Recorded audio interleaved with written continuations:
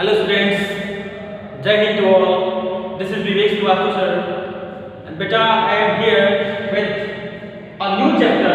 The chapter is ruling the rural India. It means ग्रामीण क्षेत्रों को रूल करना यानी वहां पे शासन करना. And that chapter belongs to EEIC, English East India Company. In the previous chapter we have read the condition over there in Bengal. So I am here with revenue system under the EEIC topic. It means English East India Company के अंतर्गत revenue system यानी राजस्व व्यवस्था क्या थी. In this topic we are going to understand permanent settlement.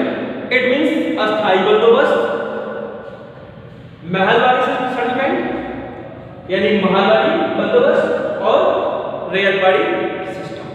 सो बेटा first we have to know what is revenue system under the EEIC.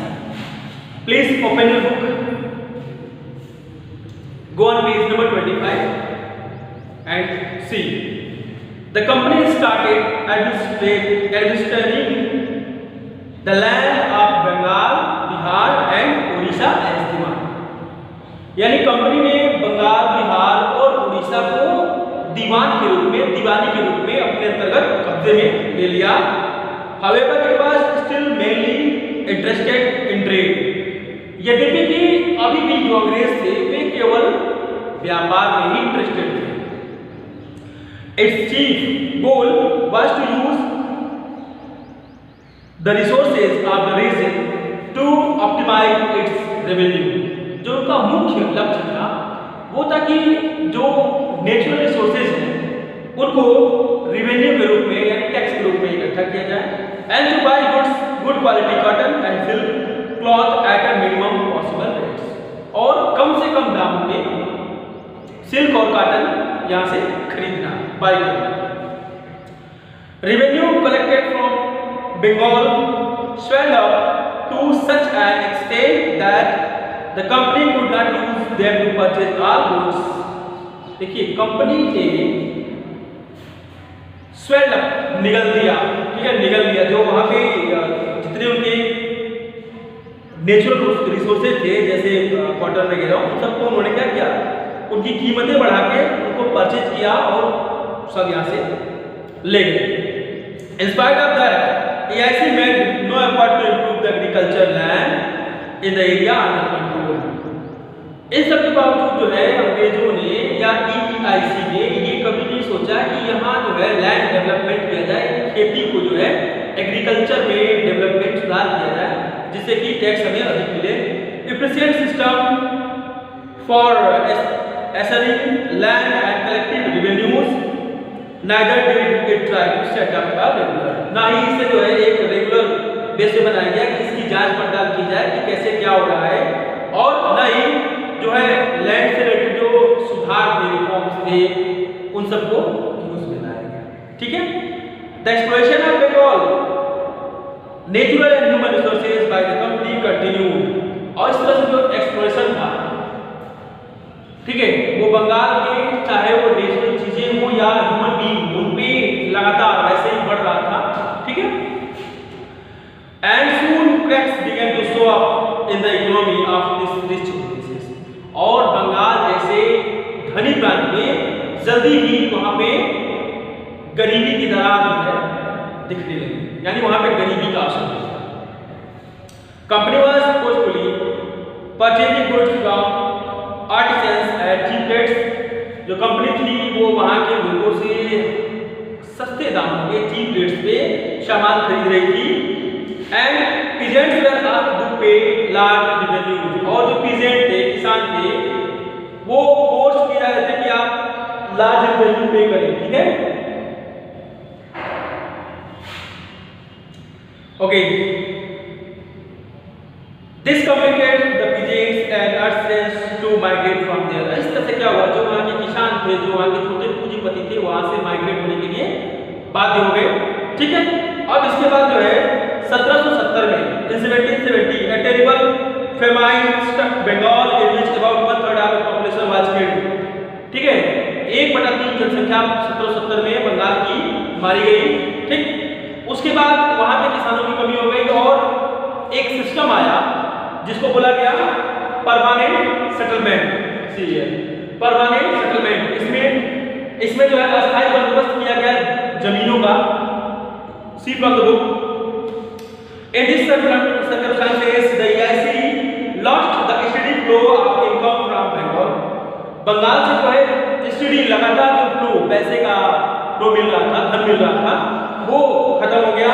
Many of the company officials now began to feel the need of permanent, और कई लोगों ने सोचा, ये जो company के official थे, कर्मचारी थे, उन्होंने सोचा कि अब अगर हम सुधार नहीं करेंगे तो हमें नुकसान हो जाएगा। ठीक है,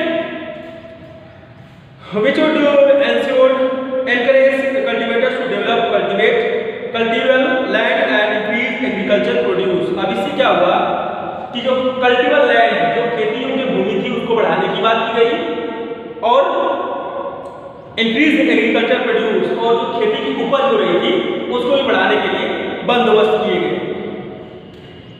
इन 1793 में ये सिस्टम आया, the system known as permanent settlement, अस्थायी बंदोबस्त, by general lord Cornwallis.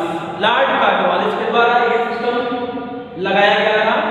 Lord Cornwallis को जानते होंगे आप लोग, इनकी जो टॉम्ब है, मकबरा है, या इनको जहां दफनाया गया है, ये जगह गाजीपुर में पड़ती है, शायद आप लोग जानते होंगे। Okay, under the system the rajas and talukdars were recognized as zamindars and made the hereditary owners of land. इस सिस्टम में जो जमींदार थे, तालुकदार थे, वो हेरिडिटरी बनाए गए, यानी कि वंशानुगत वो वहां के मालिक रहेंगे अपनी जमीन के। They acted as the agents of the company, और उन्हें कंपनी के एजेंट के रूप में काम करना था। इसके साथ उनको जो है रेवेन्यू कलेक्ट करना था उस एरिया से। ठीक है, a part of revenue collected was paid to the company as revenue, और जो पार्ट आप कलेक्ट कर रहे हैं, उस जितना आपने कलेक्ट किया उसमें से एक पार्ट जो है कंपनी को जाएगा। ठीक है, and the rest could be retained by the zamindars as their own profit, और जो बच गया वो जमींदार का own profit. Clear? As the name of system suggest, जैसा इस सिस्टम का नाम है, the revenue to be paid by zamindars was fixed permanently. जो रेवेन्यू यानी जो टैक्स देना था वो एक फिक्स्ड अमाउंट था। ठीक है, the company failed that fixing the revenue permanently it would get certain amount for revenue each year. Company को ये समझ में आया कि अगर हम रेवेन्यू को फिक्स कर देते हैं, निश्चित कर देते हैं, तो हमें सर्टेन अमाउंट, कितना अमाउंट हर साल मिलना ही मिलना है। Okay, it also assumed that no increase of revenue ever जमींदार would even increase profit each year। बोल रहा है कि अगर जमींदार को प्रॉफिट होता भी है तो भी कंपनी अपने गेन को, यानी अपने प्रॉफिट को मांगी नहीं, जो पार्ट मांगी तो नहीं उसको चाहिए। Okay, however these assumptions of the company proved wrong, लेकिन कंपनी की जो assumption थी, जो उन्होंने डाटा आंकड़ा निकाला था, वो गलत हो गए। जो निष्कर्ष पहुंचे थे वो निष्कर्ष गलत हो गया। जमींदार did not invest their profits in improving the quality of land। जमींदारों ने लैंड की क्वालिटी को सुधारने में अपना इन्वेस्ट नहीं डाला, निवेश नहीं किया। ठीक है, in fact many of them failed to pay the revenue that has been fixed at high rates। कुछ लोग ऐसे भी थे जो हाई रेट पे फिक्स किए हुए अमाउंट को दे ही नहीं सकते। ठीक है, नियरली 1/3 जमींदार, लगभग 1/3 भाग 33% जमींदार थे, sold out with in the first 3 decades. वो पहले 3 दशकों में ही खत्म हो गए, यानी कि 30 इयर्स में ही वो खत्म हो गए। In the early 19th century the economy of Bengal began to improve, लेकिन 19वीं शताब्दी के उत्तरार्ध में, पूर्वार्ध में, ठीक है, पूर्वार्ध में जो है वहाँ की जो कंडीशन है बंगाल की, वो इकोनॉमिक कंडीशन डेवलप होने लगी। Cultivation started expanding slowly, thereby pushing up the prices of the goods in market, जो प्रोड्यूसर्स थे, जो उत्पाद थे, वो बढ़ने शुरू हुए और इससे जो है पुशिंग अप द प्राइसेस, कीमत जो है थोड़ी थोड़ी बढ़नी शुरू हुई है। The income of zamindar increase as they could not sell off the crops at increase market rates. Income of zamindar, जो जमींदारों की इनकम थी इंक्रीज, वो बढ़ गई क्योंकि वो अब मार्केट में नए दामों पे यानी बड़े दामों पे अपने सामान को बेच पाते थे। However, the company could not raise its profit as the revenue was fixed. लेकिन कंपनी ने प्रॉफिट को रेज नहीं किया, नहीं कर पाया क्योंकि रेवेन्यू क्या था, वो फिक्स्ड था। ठीक है, स्टिल जमींदार did not take effort to improve the agriculture condition but there is record. इसके बावजूद भी यानी बढ़ी हुई कीमतों को पाने के बावजूद भी जमींदारों ने खेती को सुधारना जरूरी नहीं समझा। ओके, सो बेटा that was the condition over there in Bengal, and next to know that peasants also had the birth of new system. अब देखिए जो एक नए सिस्टम की मांग जो शुरू हुई वो किसानों के अंदर शुरू हो गई कि भाई नया सिस्टम आया, ठीक है, ये सिस्टम अच्छा नहीं है। They were forced by zamindars to pay high rates. अब जमींदारों ने उनको हाई रेट देने के लिए फोर्स किया। They often did not have the money to pay the rent. उनके पास रेंट पे करने के लिए भी पैसा नहीं था। यानी कि अगर आपने खेती कहीं से ली है, किसी से अपनी खेती आपने खरीदी है, तो उस खेती को भी पेड करने का पैसा इनके पास नहीं था। In case they could not pay the rent, they were thrown out by the land they had been cultivating since ages. अगर उन्हें रेंट पे नहीं किया तो जिस जमीन को वो कई वर्षों से अपना समझ के खेती कर रहे हैं, उस खेती से भी उनको निकाल दिया है।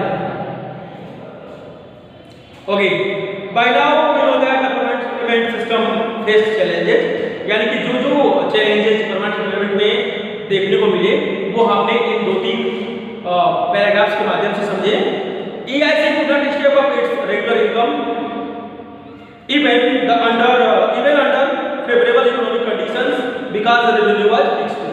अब EIC जो थी, ईस्ट इंडिया कंपनी थी, वो भी रेवेन्यू सिस्टम से बाधित थी क्योंकि रेवेन्यू क्या था, वो फिक्स था। इसलिए